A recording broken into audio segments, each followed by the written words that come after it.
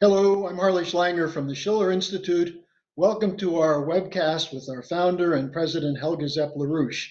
Today is April 30th, 2020, and we're in the midst of a continued unfolding of a deepening economic crisis, which may have been triggered by the coronavirus, but has a much longer standing cause going back to 40 years of neoliberal policy.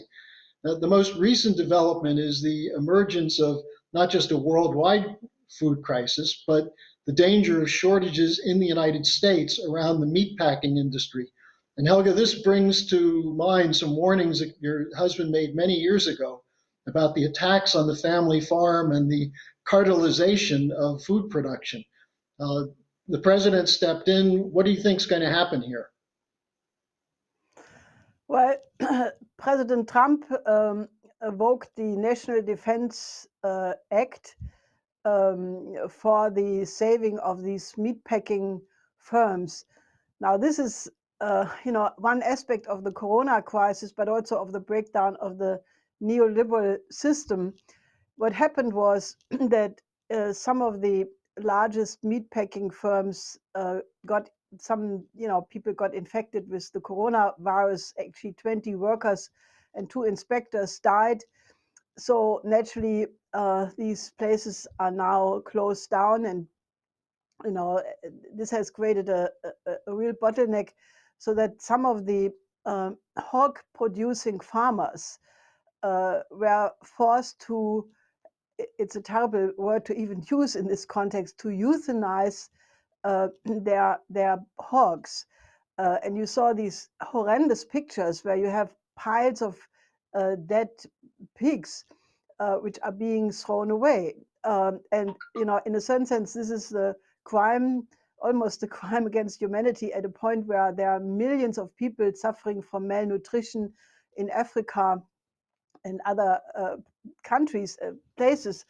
Uh, so I think it's good that Trump stepped in, but naturally that does not solve the problem. And some of the leading farmers from the United States who attended our internet Schiller Institute conference over the weekend actually made the point that, since this action only saves those very large meatpacking plants, which are part of the problem, because if you had a decentralized system with many meatpacking firms all over the country, you could never be hit in such a way, threatening the entire food supply. So they are demanding that that this immediate action is necessary, but that the transformation and change of the whole system must occur immediately in this context. Now, this is obviously one sign that the just-in-time production, no storage room, no facility to process the very important food, at a point where you have an increasing starvation crisis around the world. It just shows you how insane this neoliberal system has been and where it led to.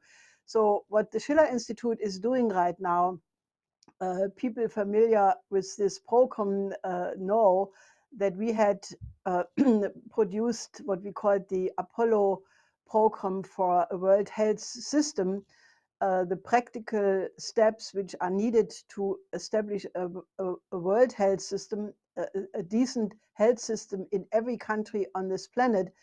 And we are now in the process of producing a similar paper for the protection of the world food supply, and to put the whole agriculture in all countries of the world on a decent footing.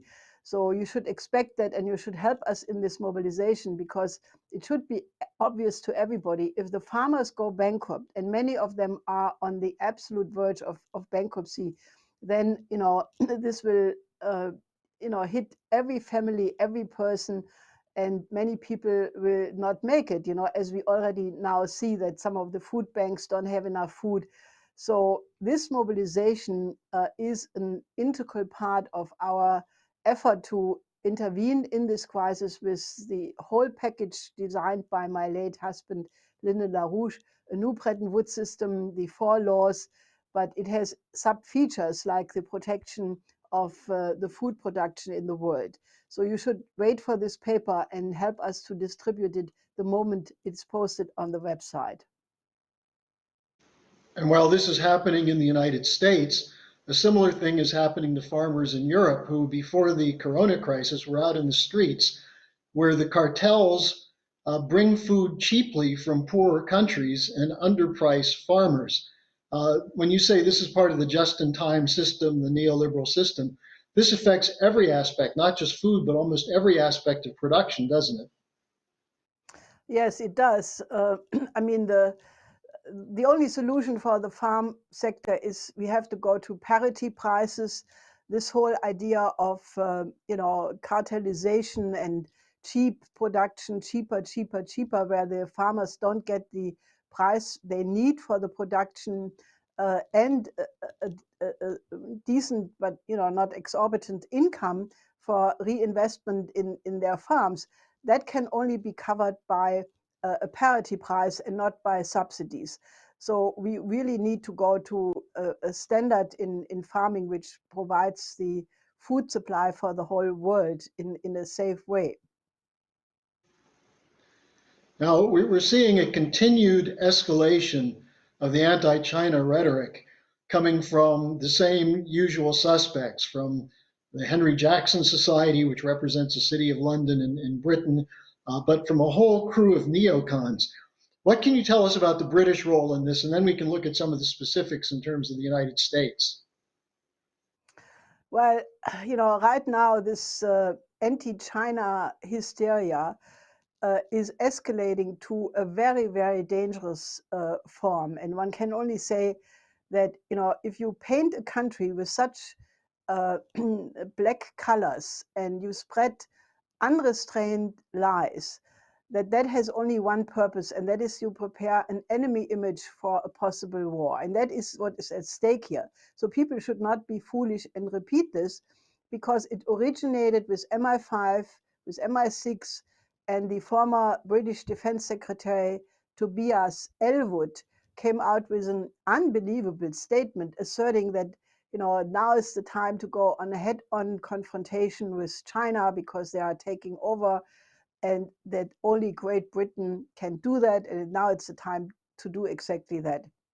Now, this unfortunately is being echoed by a lot of people in the United States who, on the one side, obviously try to deflect from the fact that China did a very decent job in fighting the coronavirus and also seems to be able to manage the economic consequences much better than the West by having a successful lockdown in Wuhan and reopening, and now the economy is getting going again. So some people obviously think that you have to blame China for everything which is going wrong instead of admitting the mistakes and correcting them. They are really on a rampage against China. Now, the top of it is really the GOP memo. This is by a Senate committee which put out a 57-page memorandum blaming China for the whole corona crisis and basically also saying, let's not, that candidates who are running for Republican seats should not defend Trump, but they should orient their campaign entirely against China. Now, this is really very bad because you have the same thing going on the Democratic side. Biden is blaming Trump to be too soft on China. And, Trump, the White House put out a statement attacking this GOP memo, but unfortunately not so much because of what it says about China, but more attacking that it has the advisor to the advice not to defend Trump.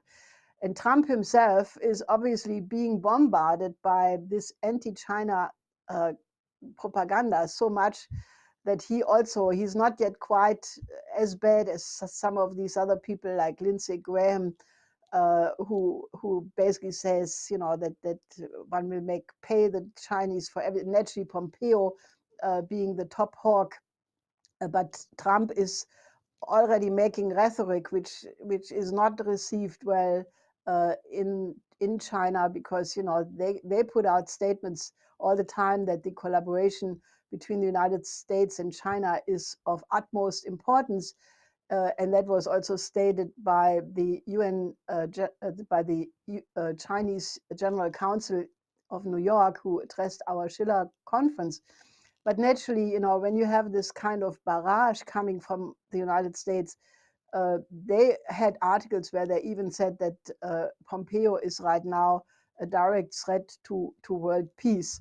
So this is very, very dangerous, as I said, and it takes insane forms. People lose their marbles, like, for example, Congressman Tom Cotton, who said there should be not one Chinese student allowed in the United States to study science, because all they do is steal the secrets and then bring them back to China and use them for weapons against the United States. I mean, this is just raving nonsense. And, rather than sending US students to China to cooperate and learn something, because the Chinese, in the meantime, have quite on their own developed some expertise in areas, where they are becoming and are really already world leader.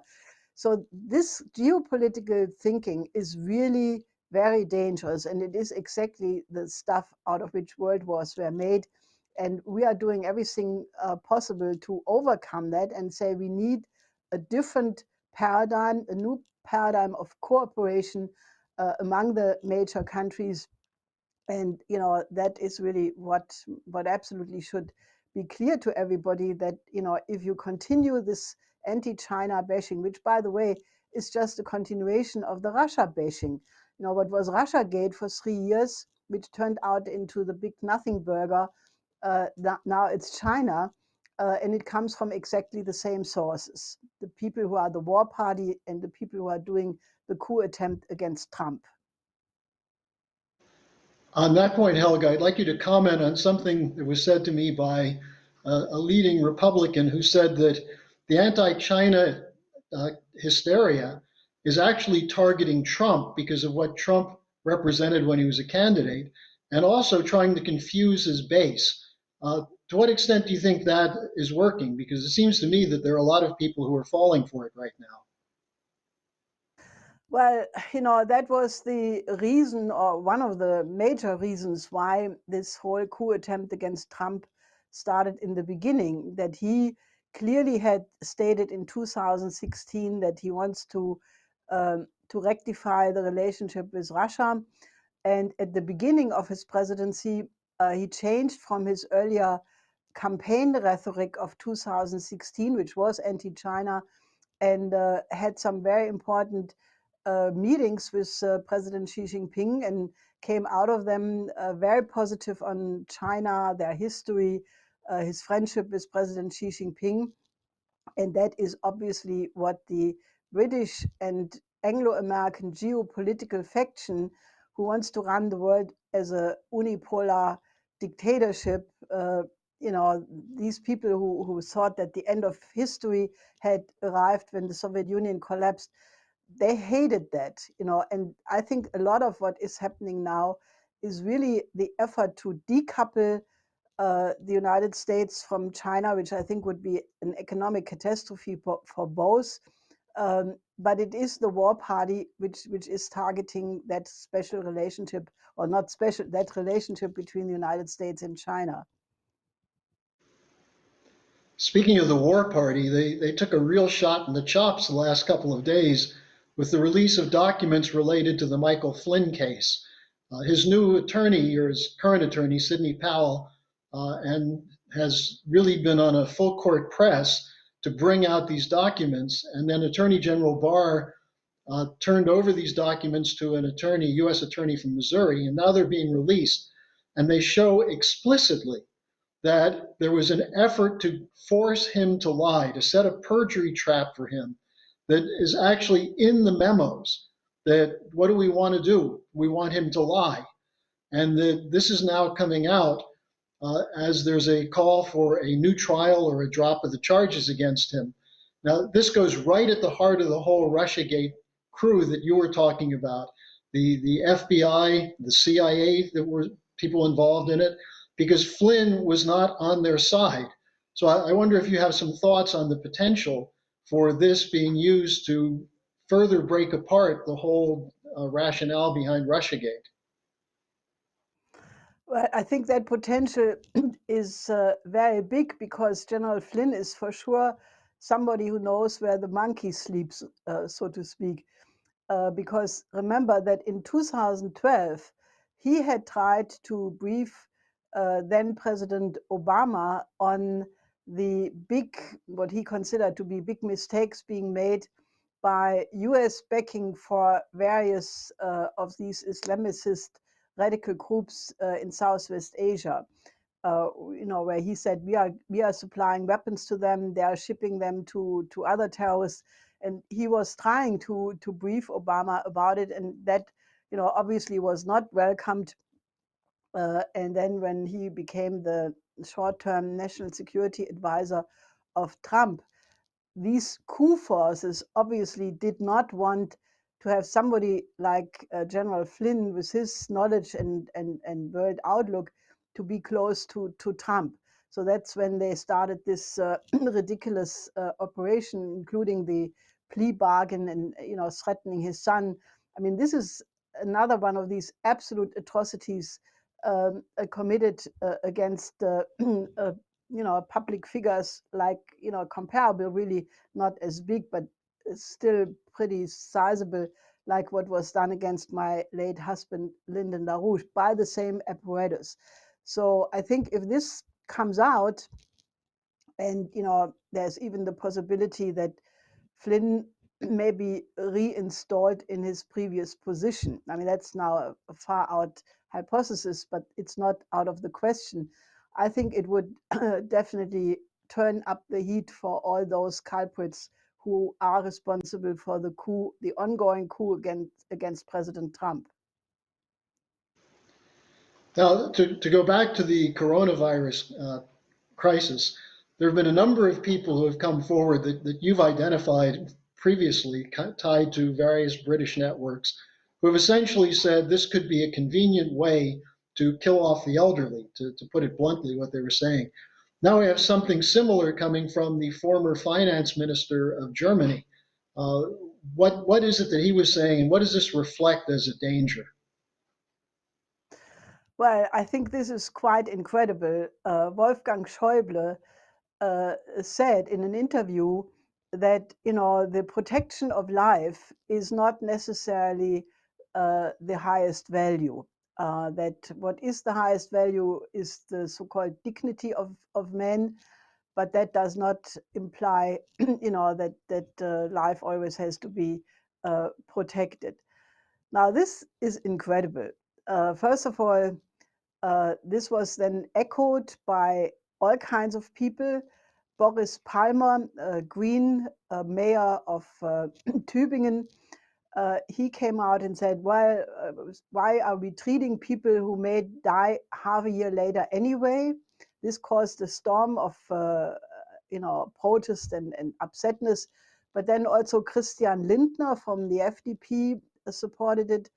Habeck, one of the leaders of the Greens, said something in this direction. Gauland from the AfD, and even Margot Käßmann, the former bishop of the Protestant church, she said it's good that this is being discussed. Now, this is absolutely incredible. I mean, if you think about it, that this is 75 years after the Nazis were defeated, almost exactly 75 years after the end of World War II. And people are now discussing the fact that there may be a life not worth saving. I'm shocked, and I absolutely denounce that, because this is what Dr. Leo Alexander, when the Nuremberg trials were conducted, he was the medical advisor to these court proceedings, and he said that the whole euthanasia started with very small changes in the value scale, with the idea emerging that there was such a thing like unworthy life, and that this was combined with the idea of utilitarianism, saying that for the benefit of the many, sometimes the few have to take the losses. And he said that this established the slippery slope, which led then full bottom into the catastrophe of the concentration camps. Now, I think we must be absolutely aware that that slippery slope has been entered. And obviously, it was really, again, initiated by the British. I think this guy from the Daily Mail, Larry, I forgot his name now, Jeremy Warners, he had said, that the coronavirus even has one of these benefits, that it hits especially the elderly as a cost factor. Um, I mean, this is unbelievable. And I think I really want to wake up everybody to not let this go, because, we should have learned a lesson from what happened with the Nazi regime. And I find it absolutely scandalous that this is now becoming almost the the common view among many politicians in Germany, that you can discuss it. And that's the neoliberal system. Don't kid yourself. In my presentation at the Schiller Conference we had this past weekend, I basically traced it back to the kind of Malthusian thinking coming from Malthus, from the whole philosophers of the British Enlightenment, Adam Smith, Bertrand Russell. And it is that school which has this absolutely degraded image of man, which does not separate human beings from any other creature, and therefore there is no such thing as the sacredness of human life. I really want to denounce that in the strongest possible terms. Well, and you bring up the Schiller Conference. I think this was an absolutely extraordinary event. Given that we had to do it online, we took advantage of that and had very significant numbers of people watching, but also an incredible array of speakers from all over the world.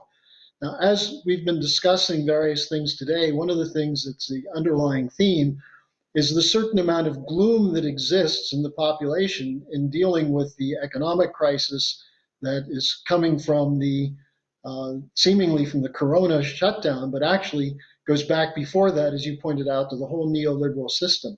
But this conference presented a hopeful, positive, optimistic alternative. And I'd like you to discuss that a little bit, because those who haven't seen the videos yet or weren't participants, it's online at the schillerinstitute.com. You can go and watch it.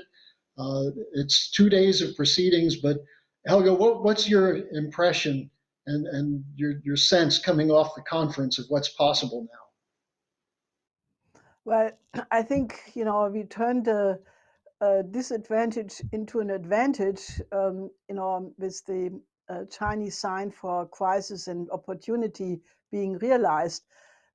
Because when it was clear that we couldn't have a physical conference, we shifted to this internet format, and that allowed us to have live speakers from all, except Australia this time, but the people speaking from Africa, like live from South Africa, from Burkina Faso, uh, from China, from Guatemala, naturally Europe and the United States. So it was really a fantastic way to discuss the world's strategic situation, looked at from all corners of the world. And I think the first panel, which was discussing the need to have a new paradigm, we had very top diplomats from China, from Russia. We had a former cabinet member from the Italian government. We had the former French presidential candidate, Jacques Cheminade. And I would really urge people to watch that first panel.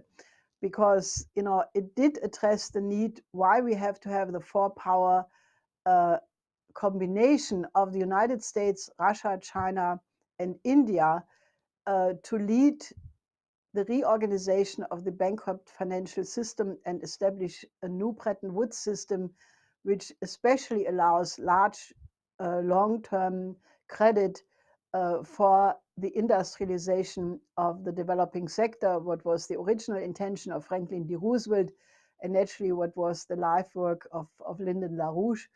And I think the idea that you need that kind of top intervention really became very, very clear.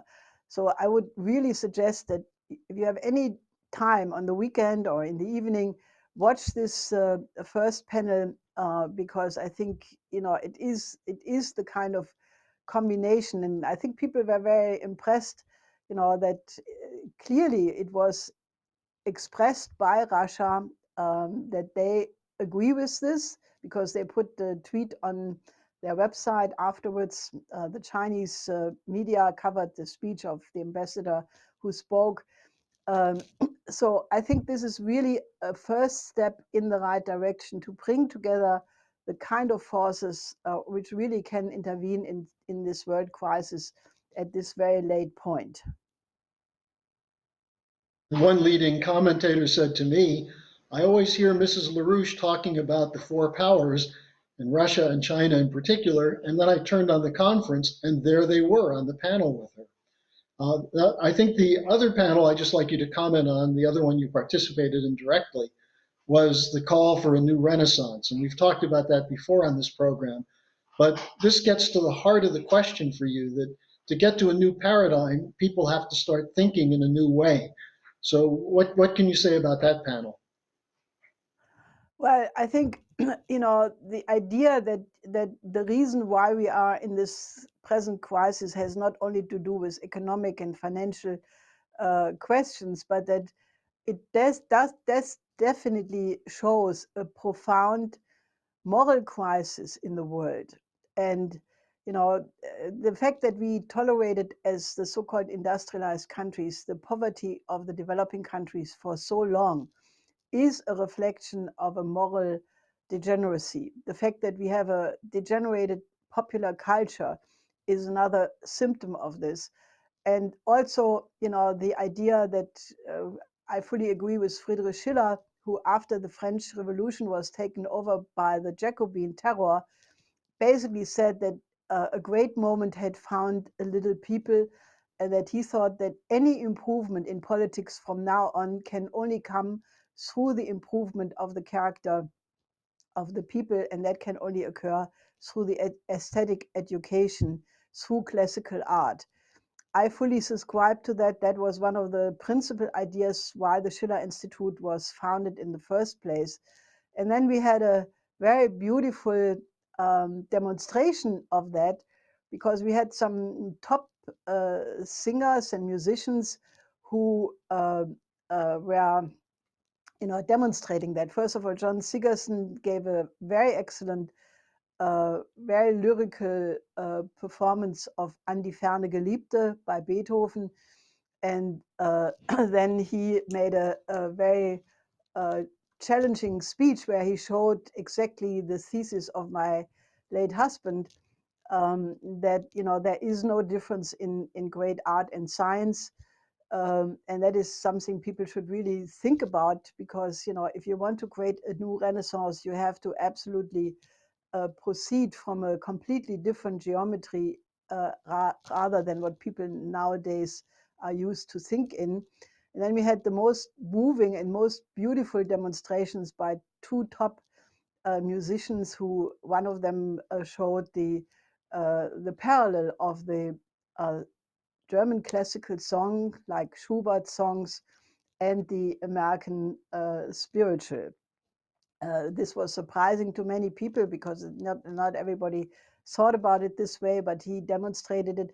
And actually very, very delightful was that there were some video clips by William Warfield, who was on the board of the Schiller Institute for many years. A beautiful recitation of poems, And naturally then also the real importance for classical music of the folk song was mentioned. That was a big surprise for many as well.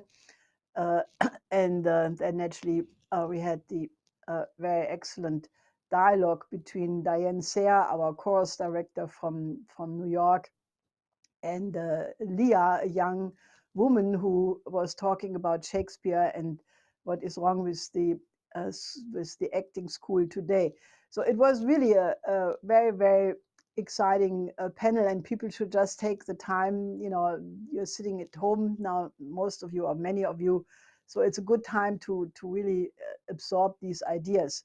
And then naturally the last panel was very powerful intervention by US farmers. We had 6 farm leaders together with Bob Baker talking about the crisis of farming and what needs to be done about it, and naturally then on the financial crash and what method of thinking is needed to overcome this financial crisis.